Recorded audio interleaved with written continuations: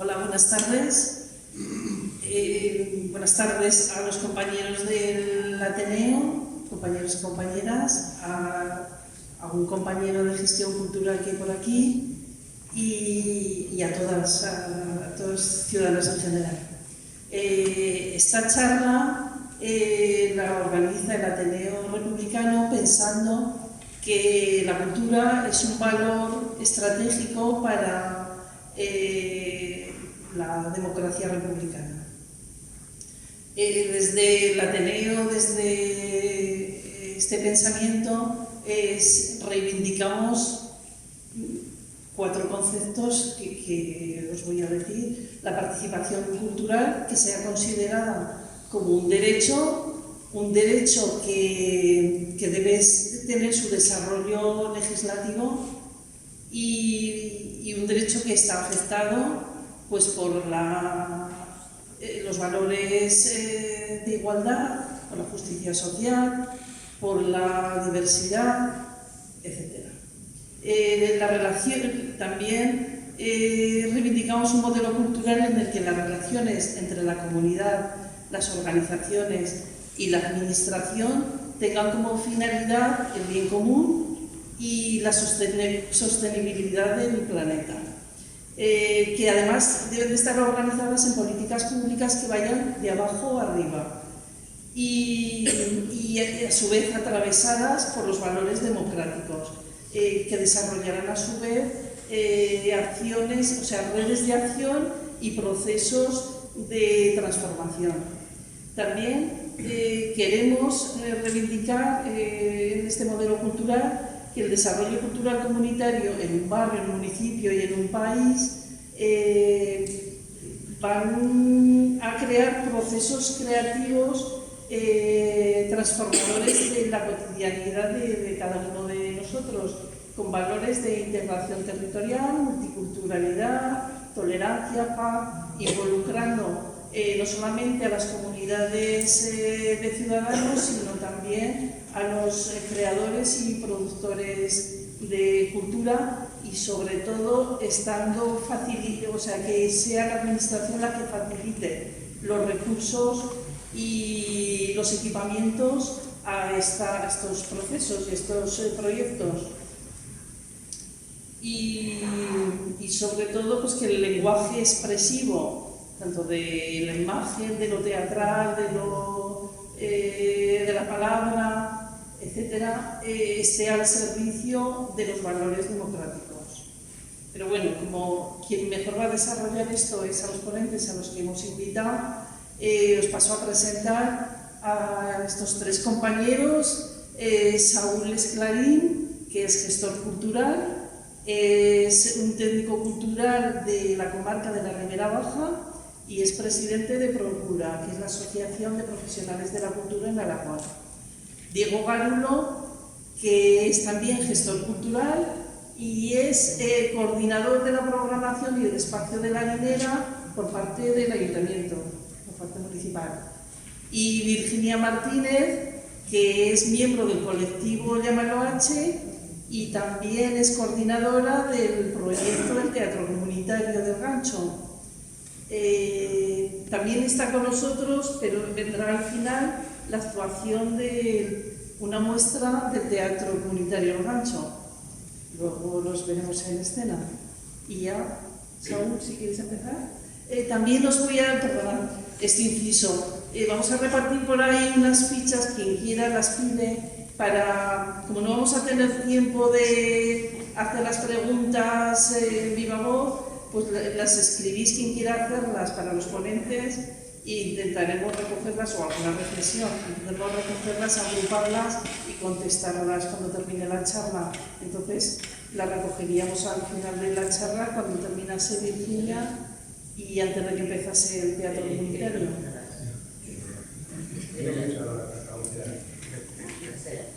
Bueno, pues muchas gracias. Alicia, me has chafado la presentación, lo que quería decir en mis 15 minutos con tu presentación. Pero te estoy muy agradecido, creo que hablo en nombre de los demás, pero van a hablar después. Te estoy muy agradecido por la invitación y a la Ateneo Republicano de Zaragoza, porque te tengo que confesar que me hizo mucha ilusión recibir el mail viniendo de donde venía. Y más ilusión me hace ver la sala como está y toda la decoración que he puesto para puesta en escena, con lo cual, muy agradecido. Me ha tocado empezar a mí y ya lo siento, pero yo no tengo ninguna presentación ni nada por el estilo, pero ya os advierto que son 15 minutos, con lo cual es muy poco. Y me han puesto a presentar a mí porque soy el que va a contextualizar un poco, el que va a intentar contextualizar un poco lo que van a decir tanto Diego como Virginia. Y por lo tanto, de alguna manera, podemos pensar que soy un mal rollero, pero que no es verdad, ¿vale? Porque voy a hablar un poquito, pero sí que es cierto que me toca clarificar una serie de conceptos que creo que pueden entenderse mejor después, ¿no? Porque de alguna manera lo que voy a deciros pensaba hacer como un paraguas discursivo en el que luego mi compañero y mi compañera van a ahondar más. Diego bajando un poco más al barro y sobre todo Virginia exponiéndoos un caso real de lo que entiendo que iremos hablando los tres, ¿no? Agradeceros mucho la invitación porque espacios así son súper necesarios. ¿Por qué digo esto? Porque estamos viendo contextos políticos como muy duros, ¿no? Con mucho ruido, con mucha confusión y con mucha desinformación. Y lo que me preocupa realmente de esto, cuando hablo de cultura, es centrarnos en lo importante. Y para mí lo importante no es tanto la cultura, sino saber cómo estamos viviendo en sociedad y cómo estamos desarrollando nuestros derechos fundamentales y cómo estamos desarrollando nuestros derechos básicos que tenemos como personas y cómo estamos si hablamos de democracia y cómo estamos si hablamos de desigualdad social, porque yo puedo hablar aquí mucho de cultura, pero siempre hablaré de cultura vinculada a la situación social en la que creo que nos encontramos. Y de alguna manera también, por el contrario, si hablo de la situación social que nos encontramos, tengo que hablar de cultura. Con lo cual, para mí, si me preguntáis, no voy a hacer clases magistrales de cultura o el estilo, sino que lo voy, para mí, que es una parte fundamental, el hablar de la situación social en la que estamos viviendo. Decía un escritor catalán que la cultura no sirve para nada, que solo nos ayuda a vivir. Y creo que condensa muy bien lo que quería explicaros, ¿no? Porque lo que os voy a lanzar son 5 ideas muy básicas, muy sencillas, a modo de telegrafía, porque obviamente tengo 15 minutos, pero os tengo que decir de entrada que para mí la cultura la concibo desde 3 frentes. 1, la cultura es un bien común. 2, la cultura es un bien de primera necesidad. Y 3, la cultura para mí es inherente a una sociedad democrática que aspira a un cierto grado de desarrollo, ¿no? Basado sobre todo en la protección de los derechos culturales. Por lo tanto, si la charla se llamaba algo así como la cultura para un cambio social, aquí veréis 2 ideas. Una, que entre los 3 hemos pensado y hemos decidido que hace falta cambiar algo, no sabemos qué, pero si la cultura como cambio social, algo hay que cambiar. Y 2, que la cultura es una herramienta para hacerlo. Es decir, vamos a intentar descubrir por qué la cultura, qué poder tiene la cultura y qué características tiene la cultura como para ser una herramienta para hacerlo, ¿no? Por lo tanto, lo que os decía, tengo 5 ideas así en modo telegrafiadas que os voy a mandar, no en código Morse, pero con palabras, pero os advierto, no pretendo cargar tintas contra nadie, no quiero reivindicar nada, no quiero llamar a la revolución, no quiero pleitear con las instituciones públicas. Simplemente son 5 reflexiones que pretenden abrir cierto debate o servir de acicate a que vosotras y vosotros podáis preguntar luego, como os ha dicho Alicia, en cualquier momento. Entonces, 5 ideas. La primera, la que os he dicho. Yo pensando cuando me vino lo del Ateneo, que repito, me hace mucha ilusión recibir un mail del Ateneo Republicano de Zaragoza, repito, pues quiero ahondar en esta cuestión, me parece muy potente. Claro, yo dije, vamos a revisar la etimología de esto de la República, porque claro, República, en mis tiempos mozos, cuando yo estudié Historia en la Facultad de Filosofía y Letras, dije, vamos a rememorar un poco qué sentido me dijeron a mí que tenía la República. Y lo primero que se me ocurrió pensar en República fue la traducción directa, que es cosa pública, pero más allá de eso, me acordé mucho de otra etimología que era algo así como propiedad pública, es decir, lo común, ¿no? Lo que es de todos y lo que no es de nadie. O sea, y este sentido de la República, de la etimología, me parece muy oportuno como primera reflexión, porque no se me ocurría mejor manera que empezar esta pequeñita intervención que hablando de esto, recalcando la idea de que la cultura es un bien común, es decir, es algo que nos atañe, es algo que nos interpela, que nos araña, que nos escuece, que nos hace preocuparnos por la vida, quizás nos marca los vínculos sociales, quizás nos marca las relaciones con los demás, y más allá de ser un bien mercantilista, más allá de ser una distracción pues superflua, más allá de ser un bien que responde a la oferta y la demanda, pues creo que nos condiciona mucho la vida en ese sentido. Y no quiero pecar de teórico, pero sí que es verdad que con la cultura podemos llegar a entender mejor nuestros contextos, podemos llegar a relacionarnos mejor con las personas, o podemos directamente decidir cómo vivir lo que nos interpela, que es el hecho cultural, ¿no? Sin este marco conceptual, y esta es la primera idea, la cultura como bien común, sin este marco conceptual, para mí no existe transformación posible. Ya lo digo así de entrada, no quiero ser asertivo, no quiero ser demasiado afirmativo en ese sentido, pero para mí, si no concebimos la cultura, entendedme, como el aire o como el agua, como una propiedad que es de todos pero no es de nadie, como una cosa que no es exclusiva de alguien, como no pensemos a este nivel, yo por lo menos no puedo concebir más allá de escribir un texto o de dar una charla. Pero si nos metemos en harina a actuar, no tendría mucho sentido si no lo conociéramos así. Segunda idea que os quiero comentar y os quiero transmitir. Se escribe muchas veces seguro que habéis oído, esto de que la cultura, sobre todo hay que invertir en cultura porque es un motor económico. Aquí Diego, seguro que se le han puesto así un poco los vellos un poco de punta porque es un tema que le apasiona especialmente. Pero sí que es verdad que es un argumento que se oye mucho, ¿no? La cultura es un motor económico, no lo estoy negando, estoy diciendo que se oye mucho. La cultura genera mucho empleo, la cultura genera riqueza a un país, la cultura genera riqueza a una sociedad. Yo no quiero discutir este término ahora mismo. Yo no quiero discutir si esto es cierto o no. Yo no quiero negar que esta realidad existe. Lo que quiero decir es que desde mi punto de vista, este argumento, que se usa mucho sobre todo cuando se invierte en cultura, cuando un ayuntamiento, una comunidad carga millones en cultura, se usa mucho este argumento. Pero desde mi punto de vista no deja de responder a ciertos intereses y sobre todo para mí, lo que es un aspecto colateral de lo que para mí es cultura. ¿De acuerdo? ¿Por qué? Porque para mí, mucho antes que eso, la cultura tiene un valor intrínseco que es el que hay que reclamar. Todos vosotros o alguno de vosotros tocará el violín, o la guitarra, o leerá, o irá de exposiciones, o irá al teatro, o actuará en un grupo de teatro. Y seguramente, voy a decir que casi al 100% seguro, voy a decir que eso no lo hacéis porque queréis generar riqueza.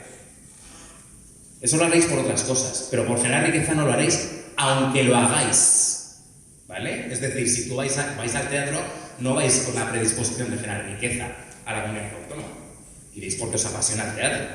Y además, con esa entrada podéis generar, por cierta, una comida y una cena a un actor, ¿vale? Pero lo que digo es que más allá de lo mercantilista, creo que la cultura merece ser apoyada por lo público, no por su dimensión económica, sino porque obviamente tiene una función social.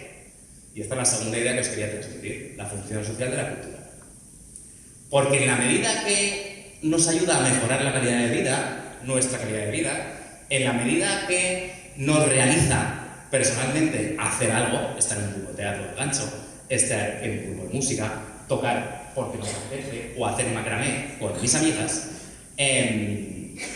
yo creo que desde lo público correspondería aplicar lo mismo que estamos hablando con lo educativo, lo mismo que estamos hablando a nivel sanitario. Es decir, reconocer que la suma del beneficio individual que nos reporta la cultura beneficia al conjunto. Es decir, yo creo que tener un sistema sanitario fuerte en el que todos nos podamos ver sanos, bien cuidados, con los mejores profesionales, hace que, si yo sumo esas posibilidades con muchas personas, la sociedad es mejor. Lo mismo con el sistema educativo y lo mismo, creo yo, debería pasar con la cultura. Es decir, la suma de lo que nos aporta individualmente la cultura a todos va a beneficiar en el común del resto. Por lo tanto, la segunda idea es esta, la función social que tiene para mí la cultura, y que sin ella, y sin tenerlo claro, no podríamos avanzar hacia ningún cambio social. Tercera idea, me quedan 3, con lo cual yo creo que voy bastante bien de tiempo, estoy viendo 10 minutos. He dicho antes que si promovemos que la cultura es un cambio social, es que estamos haciendo las cosas mal, y estamos haciendo las cosas mal. Estamos haciendo las cosas mal. ¿Por qué? Porque la sociedad es absolutamente desigual. Porque la gente no tiene las mismas oportunidades para acceder a la cultura. porque la gente no tiene los mismos derechos para acceder a la cultura. Los derechos culturales son derechos fundamentales, son derechos recogidos en la Constitución, recogidos en la Declaración Universal de los Derechos Humanos. O sea, son derechos fundamentales y no están siendo tratados, yo no tengo los mismos derechos que otra persona. Al igual que los derechos, las mismas libertades. No estamos haciendo bien, no estamos garantizando bien las libertades individuales de las personas. Y dentro de las libertades individuales de las personas están las libertades creativas. Por lo tanto, la sociedad es imperfecta, la sociedad es injusta y la sociedad es desigual. Y tenemos que trabajar siempre, siempre, y es la tercera idea, con la mirada de la equidad social. Es decir, tenemos que luchar contra la desigualdad en materia de derechos culturales. Es decir, la desigualdad en materia del acceso que tenemos todas las personas a la cultura. Esto lo hablará Diego después y sobre todo lo ejemplificará Virginia. Nuestros derechos culturales han sido constantemente pisoteados y ninguneados y en ningún momento han sido reconocidos por parte de nadie. Por lo tanto, no habrá equidad social nunca si no somos capaces de garantizar la participación de todas las personas en la vida cultural y por lo tanto es preciso eliminar desigualdades y me refiero a desigualdades en función del sexo, desigualdades en función de la edad, del lugar donde vives, de tu realidad cultural, de tu grupo, de tus miradas religiosas, de lo que sea, grupos minoritarios, grupos marginales, etc. Cuarta idea, voy acabando. Efectivamente, los derechos culturales, lo han dicho tú, Alicia.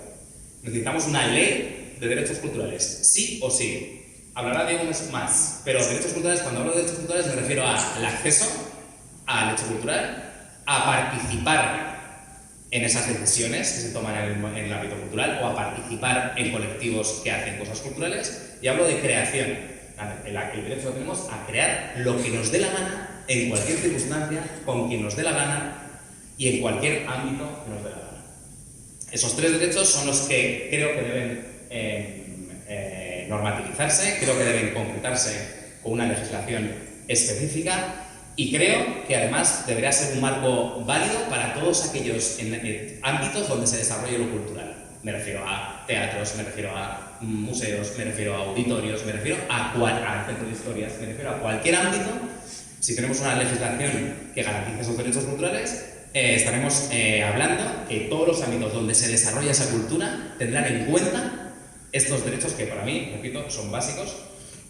Y sobre todo porque lo que pasará en ese momento es que pondremos a la ciudadanía en el centro y dejaremos de ser meros espectadores para convertirnos quizás en productores y para convertirnos quizás y sobre todo en una ciudadanía activa, ¿no? Es decir, no debemos olvidar que el principio fundamental de la cultura es que no hay límites de acceso a esa cultura. Cualquier ser humano, cualquier persona que estamos aquí, tiene el derecho y la capacidad para relacionarse con el conocimiento, las sensaciones, las ideas, las propuestas que han generado los demás seres humanos. Otra cosa es que tenga más dificultades de acceder a ellos. Y en esa está la pelea y por ahí va la importancia de la ley de derechos culturales. Y la última reflexión, y me queda un minuto, es que si hablamos de cultura y hablamos de cambio social, sí o sí, estamos obligados a hablar de cultura comunitaria. Porque hablar de la cultura comunitaria significa abordar la relación pura y dura de la ciudadanía con el hecho cultural y, por tanto, defender la cultura comunitaria significa defender los derechos culturales. Yo creo que desde lo público no tienen que limitarse solo a producir proyectos. Deberíamos ser capaces de acompañar los proyectos que se generan desde las comunidades. ¿Por qué? Porque las comunidades, o el Gancho en este caso, o San José, son los que realmente saben las necesidades que tiene ese barrio. Y por lo tanto, esos grupos, sin necesidad de lo público, lo que hacen es detectar esa necesidad, voy a intentar solucionarlo, ¿y qué herramienta tengo para solucionarlo? En este caso la cultura, el teatro, la música o lo que quiera hacer. Por lo tanto, desde mi punto de vista, la institución pública lo que debería hacer es acompañar esos procesos y no tanto generar proyectos culturales como si fueran churros y que sale uno detrás de otro, uno detrás de otro, uno detrás de otro y quizás, no tienen tanta capacidad transformadora como los generadores de la cultura. Por lo tanto, y con esto acabo, se debería proteger, desde mi punto de vista, es la quinta idea, con políticas serias, con políticas valientes y con políticas, entendedme, conservadoras, en este sentido, de conservacionismo hacia la cultura comunitaria, y por lo tanto, para que me entendáis, sería un juego de palabras, una metáfora, la posibilidad de hacerlo, sería algo así como menos recreaciones históricas de gente muerta y más mirar los lugares donde la cultura sigue siendo una parte fundamental de la vida de las personas. Y con esto, venga, muchas gracias.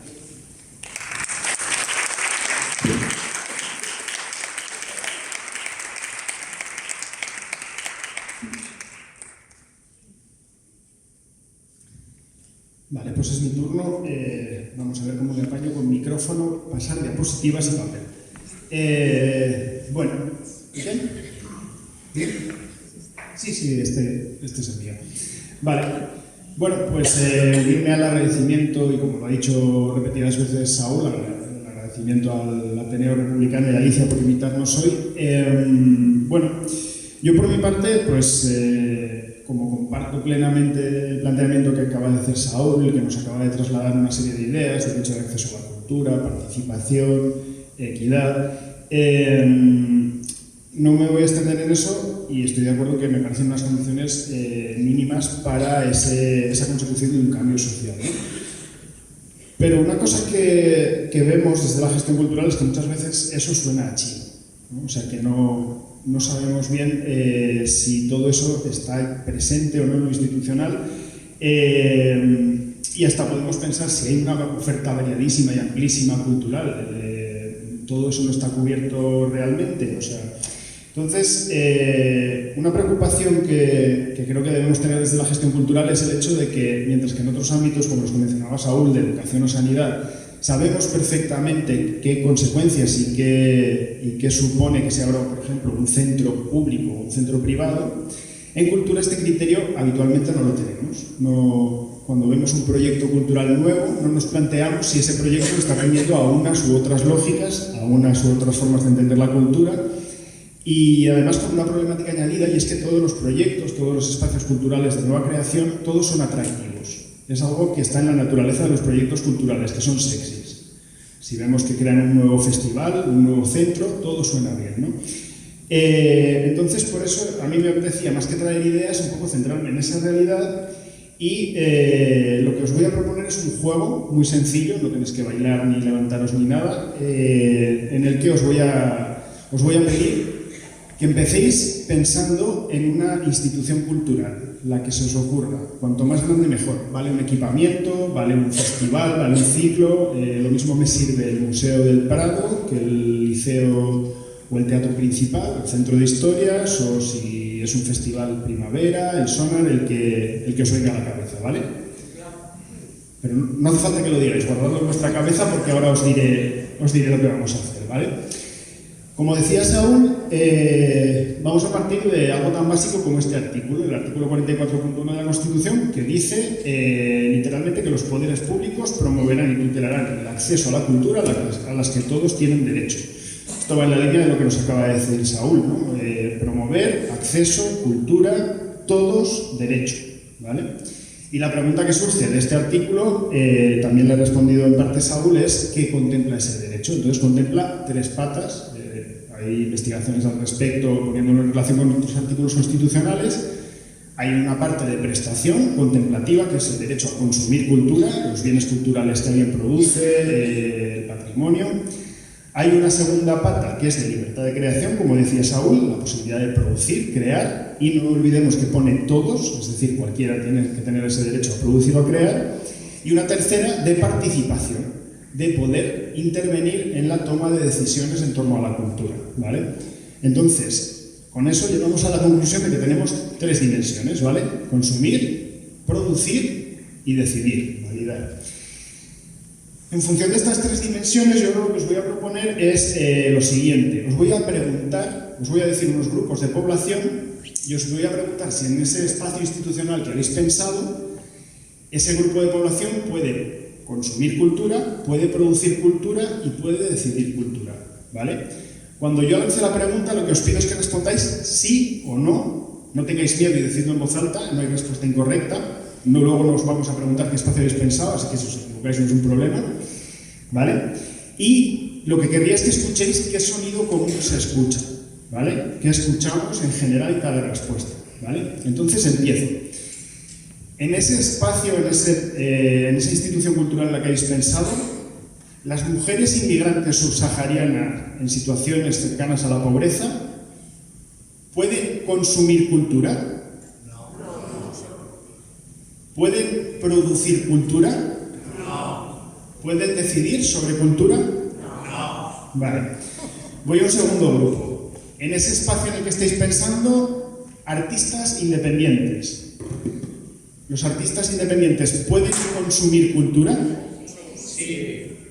¿Pueden producir cultura? No. ¿Pueden decidir sobre cultura? No. Vale. Voy a otro grupo. Agricultores de 60 años residentes en el ámbito rural. En ese espacio que proyecto habéis pensado, ¿pueden consumir cultura? No. Está bien, o sea, no os preocupéis si suena lo contrario al lado, que se vale. ¿Pueden producir cultura? No. ¿Pueden decidir sobre cultura? No. Vale. Otro grupo que serían los gestores culturales privados. ¿Vale? En ese espacio, ¿pueden consumir cultura? Sí. ¿Pueden producir cultura? Sí. ¿Pueden decidir sobre cultura? No. Y voy con un último grupo, jóvenes y adolescentes con autismo. En ese espacio, ¿pueden consumir cultura? Sí. ¿Pueden producir cultura? No. ¿Pueden decidir sobre cultura? No. Vale. Por fortuna, una vez más, me ha salido bien en la parte de riesgo. Si habéis escuchado un poco, pues claramente hemos visto que había una mayoría de síes en general cuando hablábamos de consumir, decaían mucho cuando hablábamos de producir y prácticamente eran noes unánimes cuando hablábamos de decidir. Si el derecho de acceso a la cultura contempla estas tres patas, todas esas instituciones en las que estáis pensando, aquí estaréis 40 personas o 50, tienen un problema. Tienen un problema y es que están muy lejos de cumplir con ese deber de dar derecho de acceso a la cultura. Están confundiendo consumo cultural con derecho de acceso a la cultura. ¿Sí? El juego es muy superficial y evidentemente tiene muchos matices, pero habría luego una segunda lectura de este juego y es que hemos visto una notable diferencia cuando hablábamos de artistas independientes o gestores culturales y cuando hemos hablado de las mujeres subsaharianas o de los adolescentes con autismo. Y esto tiene que ver con la idea que planteaba Saúl de equidad. ¿Vale? Había muchos más noes cuando hablábamos de esos grupos. Por tanto, tenemos un problema también de equidad, ¿no? Esto me parece sintomático y muy relevante, ¿no? El que tengamos claro que en un tiempo en el que cada día más estos conceptos se empiezan a escuchar de boca de políticos y en determinados contextos, en la práctica, en la aplicación real, tenemos serias lagunas en cumplir con el derecho de acceso a la cultura y con la equidad de cultura, ¿vale? ¿Por qué? Pues porque la mayoría de los esfuerzos en políticas culturales públicas y de inversión del presupuesto se está centrando en 4 ejes, ¿vale? Y esto también lo cuento para que podáis analizar el día a día de las políticas de cualquier institución pública. Esos 4 ejes son el primero, bueno, por supuesto me he olvidado del PowerPoint, pero muy bien. El primero sería este y tiene que ver con generar oferta, ¿vale? Generar oferta de consumo pasivo programando actividades y eventos a los que podemos asistir de manera pasiva. El segundo, y este puede ser un poco más chocante, al fomento de la excelencia, ¿vale? Generalmente las instituciones estamos apostando por la emergencia del talento a través sobre todo de sistemas educativos competitivos, ¿vale? O de sistemas de ayudas públicas a proyectos que se consideren excelentes. ¿Cuál es el problema de eso?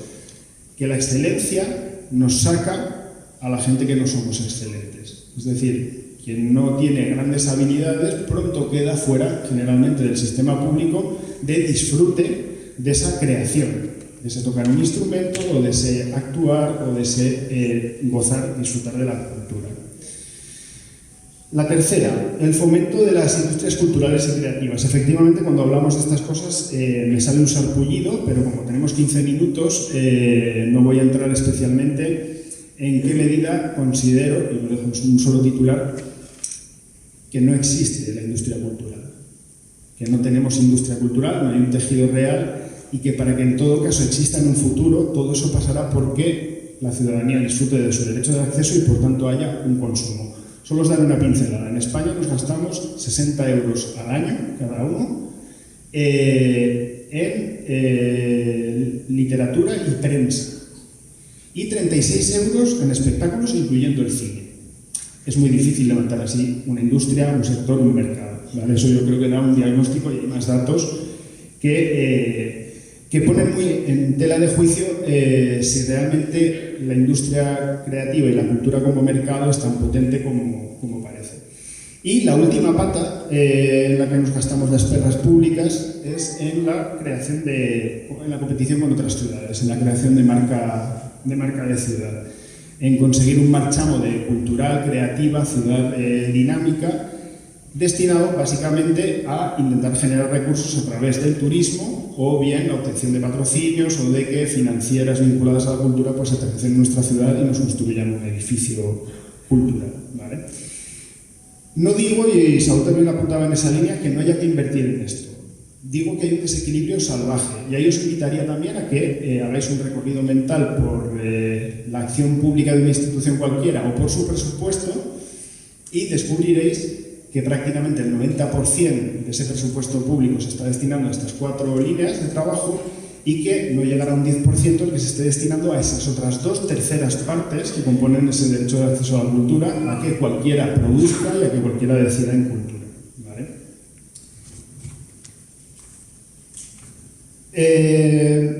¿Cómo se puede afrontar todo este asunto? Pues, bueno, es una situación que requiere una cierta urgencia y que se puede afrontar desde diferentes puntos de vista. Pues, por ejemplo, trabajando desde la descentralización, tratando de acercar a otros barrios con rentas más bajas la actividad de la vida cultural. Se puede afrontar desde procesos de discriminación positiva, tratando de potenciar actividades culturales para que las personas con mayor vulnerabilidad tengan acceso a esa cultura. Se puede hacer trabajando en líneas de proyectos en que devuelvan a la agencia a las personas y la capacidad de la toma de decisiones y, en definitiva, un poco desde esa idea de cultura comunitaria y desde modelos que, bueno, Virginia os contará un poco. Pero ya para rematar, sí que quería también ponernos a nosotros mismos en tela de juicio, porque al final todo esto nos deriva hacia un camino que es la idea de participación. Y me parece importante también que le quitemos romanticismo a la idea de participación, ¿vale? No todo brilla en la participación. Y como estoy poniéndome práctico, pues traigo 2 ejemplos prácticos para esto, ¿vale? No creo que haga falta que os explique qué es esta imagen, creo que todas conocéis a Alexe Homo, a Borja y a Cecilia. Traigo esta imagen aquí porque es el ejemplo perfecto de derecho de acceso a la cultura.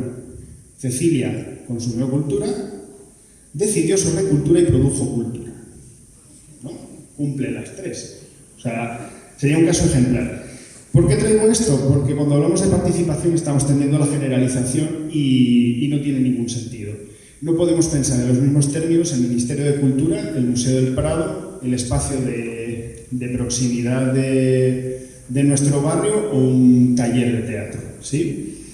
Yo soy gestor cultural, pero yo no quiero decidir cómo se va a restaurar la obra que custodia el Museo del Prado, ¿sí? Quiero quizá poder intervenir en la idea de decir que lo hagan profesionales, que tengan unas condiciones dignas de trabajo. Quiero quizá poder decidir en qué se haga, pero desde luego no quiero participar en los mismos términos en los que puedo participar en qué actividades desarrollamos en mi centro cívico o qué tipo de vida cultural quiero en mi contexto, ¿no? Entonces me parece relevante poner en tela de juicio esta generalidad en la que la participación parece algo bendito. Igual que propongo ser críticos con la realidad del día a día, de la cultura que vivimos en nuestra ciudad, en nuestra comunidad, creo que tenemos que tener una mirada crítica también hacia la participación, ¿no? Y en ese sentido, pues traigo un segundo ejemplo, ¿vale? El Puente de Hierro. No sé si toda la gente que estáis aquí lo habéis visto de este color, yo lo recuerdo así. En un momento determinado, este Puente de Hierro, pues la pintura empezó a estar en mal estado y había que repintarlo. Y seguramente recordaréis que que el ayuntamiento tomó la determinación de generar un proceso participativo para decidir de qué color debería pintarse este puente. Un proceso que se llevó online y en el que cualquier persona podía acceder a la página web del ayuntamiento y proponer cuál le parecía el color más adecuado. Bien, esto es un poco lo que resultó, ¿no? Esta sería la segunda parte en la que, si os veis frente a un proceso de participación, me parece que también es relevante tener esto en cuenta. La participación sin metodología y sin criterio está condenada a ser cosmética y probablemente a fracasar, ¿no? Y es una opinión que puede sonar impopular, pero creo que cualquier proceso participativo debe exigirnos a las personas que participemos en él, como mínimo, un mínimo de compromiso y de dedicación y de tiempo, ¿no? En este proceso en ningún momento se puso encima de la mesa porque era verde, de qué color era antes, de qué colores son otros puentes de hierro en otros lugares, de dónde vienen estas construcciones. Entonces, toda esa falta de metodología, esa falta de compromiso es la que impide que se genere también esa idea de pensamiento de inteligencia colectiva. De pronto, yo soy muy zaragocista, pues voto Real Zaragoza, o yo soy LGTBI, pues voto Arcoiris, ¿no? Cuando en realidad de lo que se trata es de que mi opinión responda a una idea comunitaria, una idea colectiva y que tenga un contexto, ¿no?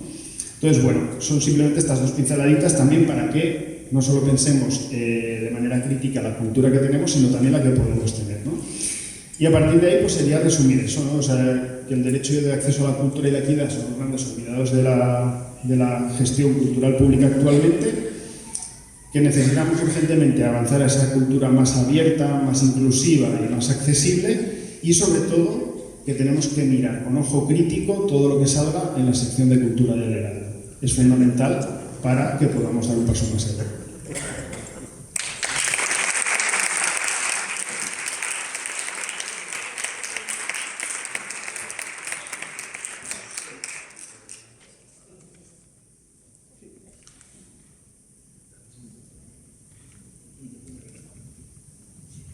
Bueno, pues muchas gracias. Gracias, Alicia. Gracias, Saúl y Diego, por vuestros comentarios, porque habéis enmarcado teóricamente lo que a mí ya solo me queda como concretar en proyectos y en la práctica, ¿no? Así que, bueno, es lo que me toca ahora.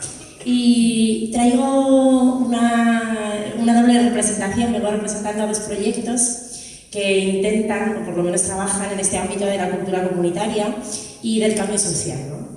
Uno de ellos es el proyecto de Harinera Zaragoza, que no sé si conocéis. Es un edificio, es un proyecto cultural que se ubica en el barrio de San José, en la avenida San José, arriba del todo.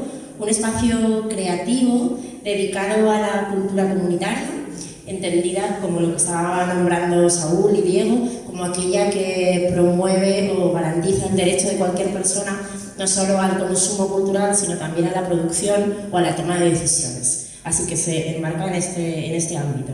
Y tiene como objetivos el fomento de la participación activa de cualquier persona, el empoderamiento de las personas y la transformación también del espacio urbano a través de los procesos creativos.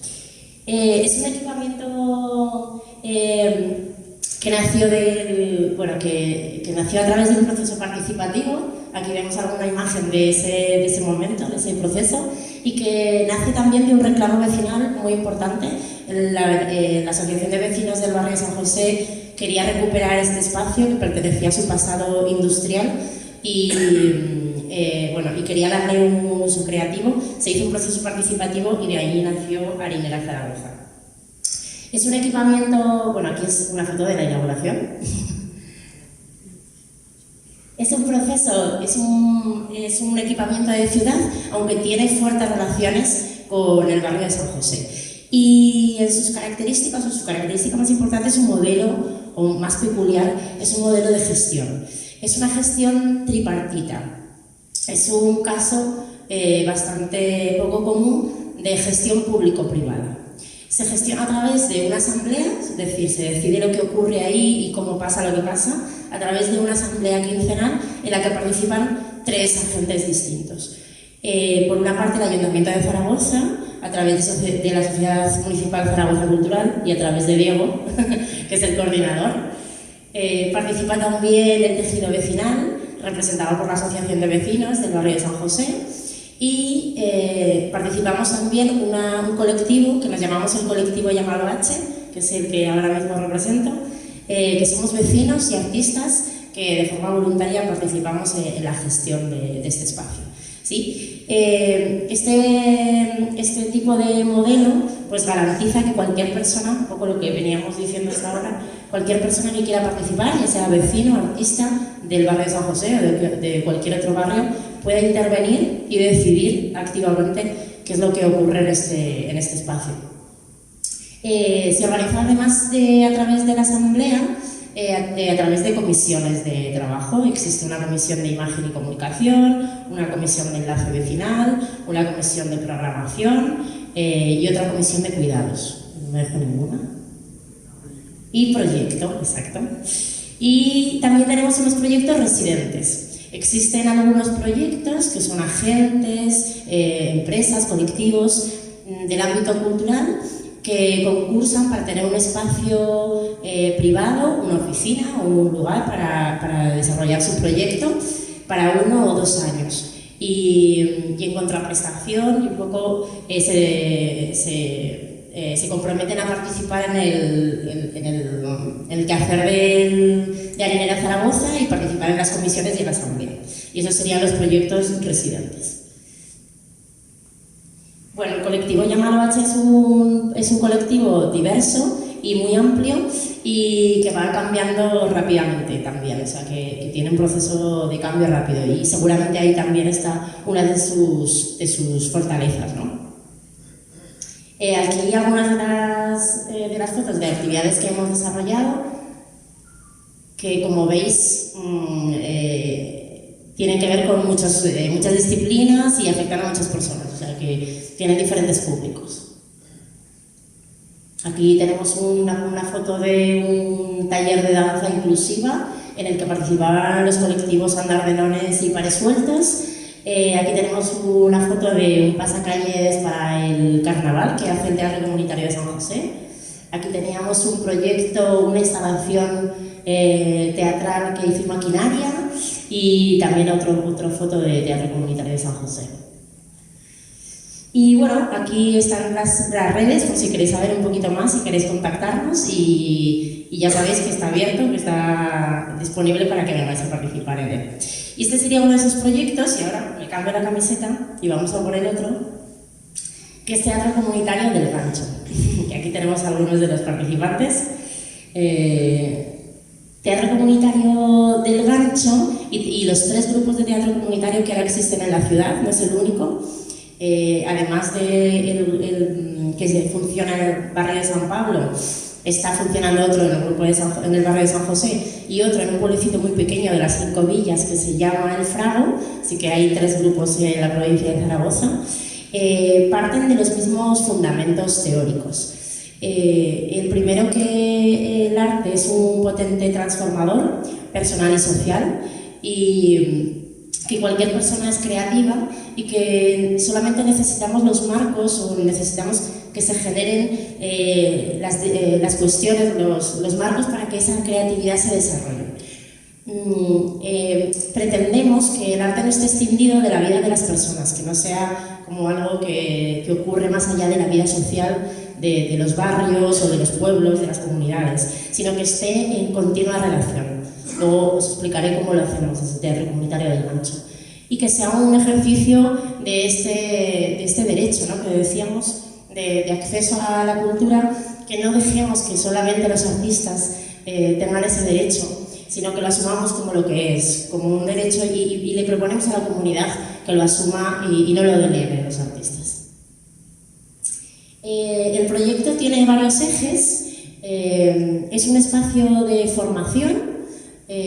Nos juntamos semanalmente para retransmitir herramientas básicas de actuación, de música, títeres, canto, pero fundamentalmente es un espacio de producción, es un espacio para hacer, un poco en la línea de lo que veníamos diciendo. No es un espacio para el consumo, tampoco para la formación individual.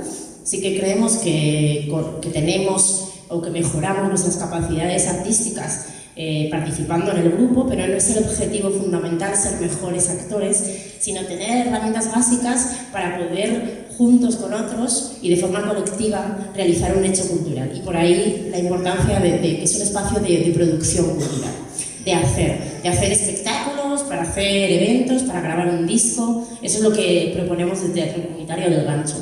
Es un espacio también para la organización, es una escuela de participación. Nos organizamos en comisiones, funcionamos también a través de una asamblea, una manera de organizarse a través del hecho cultural y un espacio también para participar en el territorio. El Teatro Comunitario del Gancho está en el barrio del Gancho, el barrio de San Pablo, y estamos en relación y somos un agente más del territorio, o intentamos serlo.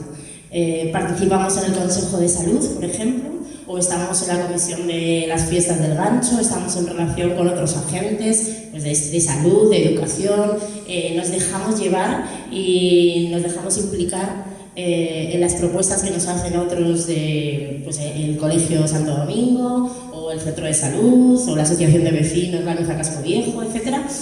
Nos dejamos llevar por ellos y a la vez también recogemos lo que hay y las voces que hay en el barrio, lo que no se dice muchas veces en nuestros espectáculos. Intentamos que el hecho artístico también sea un reflejo de lo que está ocurriendo en el barrio y de las voces que ahí aparecen, ¿no? Es un proyecto que funciona en red.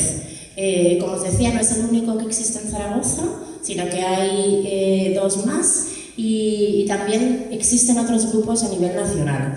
Porque todo esto, estos fundamentos y esta metodología es algo que nosotros no inventamos, sino que venimos un poco, traemos del teatro comunitario argentino una red muy importante de más de 40 grupos de teatro comunitario que se extienden por todo el país y muchos de ellos han tenido como sus hijos en España. Hay grupos de teatro comunitario que siguen la misma metodología también en el País Vasco y en Madrid, y con ellos hemos organizado un encuentro en el que participamos hace muy poquitas semanas en Bilbao, el primer encuentro estatal de teatro comunitario de vecinos y vecinas. Y a la vez mantenemos relaciones con este grupo o estos grupos argentinos que un poco han sido como los fundadores del movimiento y un poco los hacedores también de estos fundamentos. Y bueno, un poco estos proyectos que os quería...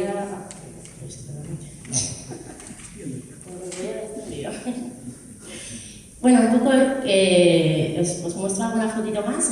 Estas fotos que veis aquí son del encuentro que hicimos hace muy poquito en Bilbao y del espectáculo que presentamos, que se llama La hierba siempre volverá, que es un espectáculo que hicimos a través de entrevistas a vecinos y vecinas del barrio del Gancho, unas 20 entrevistas, casi 40 horas de grabación, y esas historias que nos contaron lo llevamos a una dramaturgia y eso es lo que es La hierba siempre volverá. Algunas fotos de este espectáculo.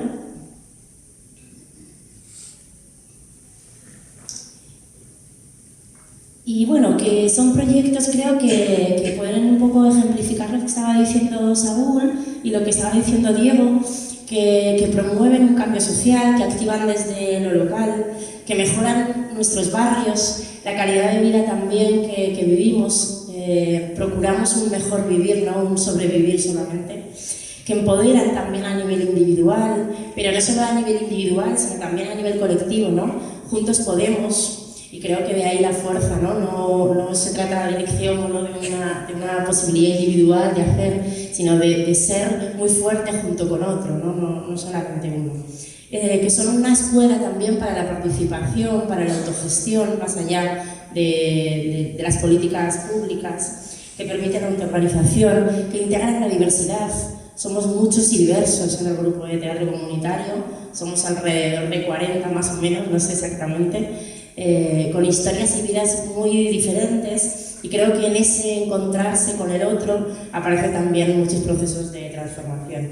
Y que lo que veníamos diciendo, aunque no son perfectos, aunque tenemos que trabajar muchísimo en la equidad, ¿no? En garantizar que algunos de esos colectivos de los que estaba hablando Diego también puedan participar en espacios como Arenera Zaragoza o Teatro Comunitario del Gancho, porque sabemos que tenemos un camino que recorrer ahí. Por lo menos sí que está esa puerta abierta, sí que nos acercamos a garantizar o a favorecer que cualquier persona pueda participar desde un lugar mucho más activo y desde la producción cultural para la transformación social. Y con eso yo habría terminado también.